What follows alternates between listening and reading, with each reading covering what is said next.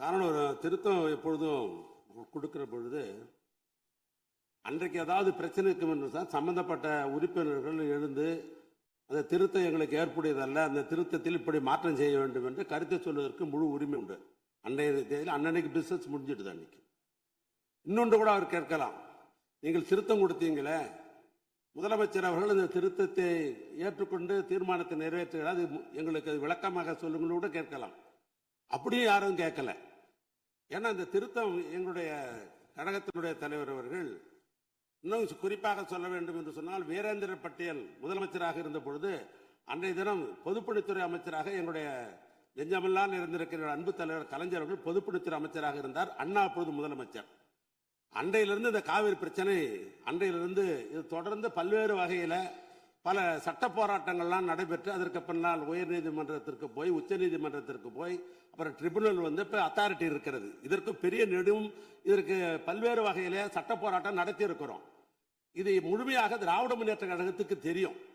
ஆனால் புதிதாக பொறுப்பேற்றிருக்கிற அரசாங்கம் இதில் வெற்றி பெற வேண்டும் என்று அவர்கள் கருதுகிறார்கள். எனவே நாமும் அதற்கு உறுதுணையாக இருக்க வேண்டும் என்று சொன்னால், இது தமிழக விவசாயிகளுடைய பிரச்சனை, காவிரி டெல்டா பிரச்சனை, இதில் அரசியலே கூடாது, இதில் முழுமையாக ஒத்துழைக்க வேண்டும் என்ற உணர்வோடு தான் இந்த பிரச்சனை வருகை என்ற உடனேயே வில்சன் மூத்த வழக்கறிஞர் அழைத்து டெல்லிக்கு அங்கே இருக்கிற சம்பந்தப்பட்ட வழக்கறிஞரிடத்தெல்லாம் இரவோடு இரவாக பேசி இதற்கு இப்படி திருத்தம் கொண்டு வந்தால்தான் இது முழுமை பெறும், பிற்காலத்திலே உரிமையாக அந்த மேகதாது அணையை கட்டுவதற்கு நிறுத்த முடியும் என்ற நிலை ஏற்பட்ட பிறகுதான் எங்களுடைய எதிர்க்கட்சி தலைவர் அவர்கள் இந்த திருத்தத்தை கொண்டு வந்தார்கள். முதலமைச்சர் அவர்களும் அதை படித்து பார்த்து பெருந்தன்மையோடு இதை இணைத்து ஒன்றாக போராடுவோம் என்ற நிலையில் தான் இன்றைக்கு அந்த தீர்மானத்தை நிறைவேற்றிருக்கிறார். அதற்காக திராவிட முன்னேற்ற கழகத்தின் சார்பாக அவருக்கு எங்களுடைய பாராட்டுதலையும் நன்றி அந்த நேரத்தில் தெரிவித்துக் கொள்கிறோம். அதில் ஒன்றும் மாற்று கருத்தும் இல்லை. 110 நாங்கள் எதுவும் சொல்லல. தமிழ்நாட்டு முதலமைச்சர் அந்த இறந்த குடும்பங்களுக்கு 10 லட்சம் ரூபாய் கொடுக்கலாம் என்று ஒரு கருத்தை சொல்லி இருக்கிறார். அதை நீங்கள் ஏற்றுக்கொள்ள வேண்டும் என்று நான் கேட்டுக்கொள்ள விரும்புகிறேன். ஏற்கனவே ஒரு மானிட்டரிங் கமிட்டி இருக்கிறது லேபர் சைடில், விழிப்புணர்வு உருவாக்க வேண்டும் என்று அவரே ஒரு புள்ளிவரம் படித்தார். 27,000 தொழிலாளர்கள் ஈடுபடுகிறார் என்று இருக்கிறார் என்று சொன்னார். எனவே இந்த 27,000 தொழிலாளர்களுக்கும் முதலாளிகளுக்கும் ஒரு விழிப்புணர்வு உருவாக்குவதன் மூலமாகத்தான் இது கட்டுப்படுத்த முடியும். ஏன்னா ஒரு அரசாங்கம் எல்லா இடத்திலையும் தனியார் இடத்திலாம் போய் பார்க்க முடியாது. விழிப்புணர்வு உருவாக்க வேண்டும்.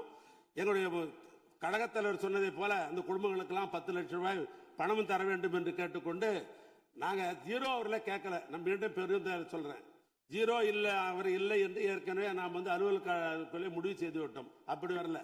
சில நேரங்களில் தமிழ்நாட்டில் நாம் எதிர்பாராத விபத்துகள் நடந்துவிடும். நம்ம யாருமே எதிர்பார்க்க மாட்டோம், ஆனா நடந்துரும். அது அரசாங்கத்துக்கு கவனத்துக்கு கொண்டு வரணும். அது கவன ஈர்ப்பு தீர்மானம். நான் உங்ககிட்ட கொடுத்த விட கவன ஈர்ப்பு தீர்மானம் தான். அந்த கவன ஈர்ப்பு தீர்மானத்தில் அனுமதித்தான் கொஞ்சம் விவரமா சொல்லியிருப்போம். நான் அதனால தான் சொல்றேன், அது வேற ஒன்றும் அல்ல, குற்றச்சாட்டு அல்ல. நான் மீண்டும் சொல்லுகிறேன், குற்றச்சாட்டு அல்ல. அரசாங்கம் கவனத்துக்கு கொண்டு வருகிறோம். எங்களுடைய கழகத்தலைவர் கேட்டதை போல அந்த குடும்பத்திற்கு 10 லட்சம் ரூபாய் பணம் முதலமைச்சர் அவர்கள் தர வேண்டும்.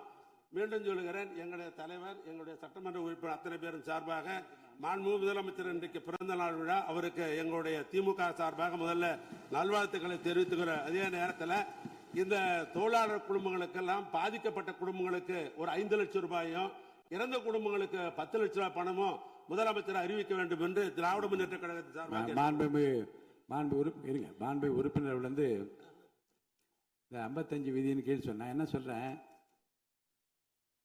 இந்த விதி அந்த விதி என்று இல்லாமல் நீங்கள் சொல்லுகிற இந்த கருத்தை எப்போதுமே காலையில் வந்தவுடனே இந்த 55 விதியின் கீழே கவன ஈர்ப்பு தீர்மானம் கொடுக்கிறேன் என்று அவசரப்படுத்தாமல் இதே இப்போ பாருங்க, இப்போ நீங்க பேசுனீங்க, உங்களுக்கு நேரம் கொடுக்கப்பட்டது, அந்த நேரத்தில் பயன்படுத்தி அதை உங்கள் கோரிக்கையை வைத்தீர்கள். இப்படி உங்களுக்கு என்று வாய்ப்பு தருகிற போது அந்த பிரச்சனையை சொல்லுங்கள், தகுந்த விதத்தில் பதில் சொல்வா என்றுதான் நான் காலையிலிருந்து சொல்லிக் கொண்டிருக்கிறேன். அடுத்து நீங்க உறுப்பினர் நீங்க பேச முடியாது, இருங்க நான் கேட்டுருங்க. உங்களுடைய உறுப்பினருக்கு பேச வாய்ப்பு இருக்கிறது, பேசுகிற போது தான் பேச முடியுமே தவிர இந்த பிரச்சனை குறித்து விவாதத்துக்கு இடமில்லை. மாண்புமிகு